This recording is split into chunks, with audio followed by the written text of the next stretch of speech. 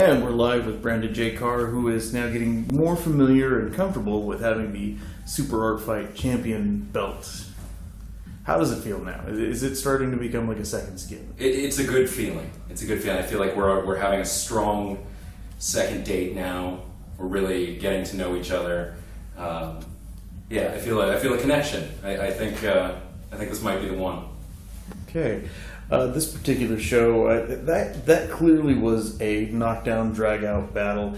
A lot of canvas control space. A lot of canvas being filled. Absolutely. That's probably the most filled canvas that I've done in all this. But it was all filled with really fun and good stuff. So that's a bonus for whoever purchased it tonight. Now, that was actually an interesting thing about this match. It was purchased before you guys even stepped onto the stage. Which is pretty cool. Do you know if it was purchased by a fan of yours or Jamie's? I have no idea. I don't. I saw him in the crowd. I didn't recognize him. But hopefully we did a good job for him. There was a little bit more pressure knowing that someone was just giving us license. We had some ideas backstage about how we could take advantage of that situation, but we decided to play it cool and give them some good art. Now, you opened up with astronauts. Was there a particular reason for that, or was that reactionary to aliens? That was reactionary. We were brainstorming. Jamie was adamant about aliens, almost weirdly, obsessively so. And so I figured that would be a good counterpoint. I have to admit, some of the more favorite topics that are on the Wheel of Death that you ended up getting access to in pug bears and dinosaurs in jet planes. I was so excited to get dinosaurs in jet planes. I don't think I did it justice because that was my last topic and there was very little space left, but I did what I could with it. I was very proud of my pug bear. And then you get something like vulgar display of pancakes. Is that one that... How much time did you have to mentally plan that one out before ink is hitting canvas? It actually, disturbingly so, popped in my head right away to have sort of the hairy, gross guy holding a pancake in front of his business. So what I would have liked to have heard was it took me about 2 minutes of deep thought to get there, but no, it was just already there in your brain. Yes, sadly. That's horrible. Yeah. Okay, at this point now, I do have to call you out a little bit on this. There were multiple colors sneaking up onto the canvas. That is true. Now, is that something that we've talked about this?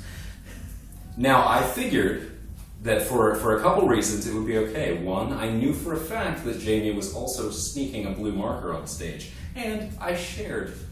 So we both had the colors at our disposal. So you basically used grade school rules. Exactly. Okay. Sharing is caring. Anything that rhymes is true. Okay. For some reason I was trying to rhyme in the word blue for absolutely no reason at all.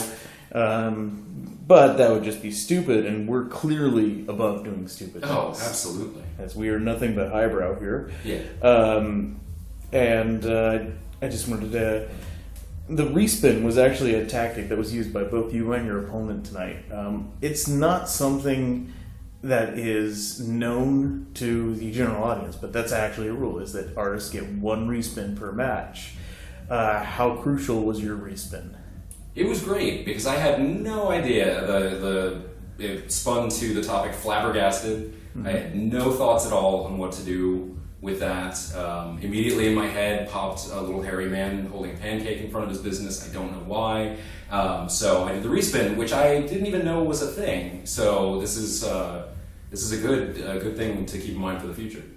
Wait a minute. Seeing the topic flabbergasted made you think of vulgar pancake displays? No, specifically of a little hairy man holding a pancake in front of his business. This is something I'm going to bring up with my therapist later. Okay. Just so you know, that is not something that we cover under your medical insurance policy here at Super Art Fight.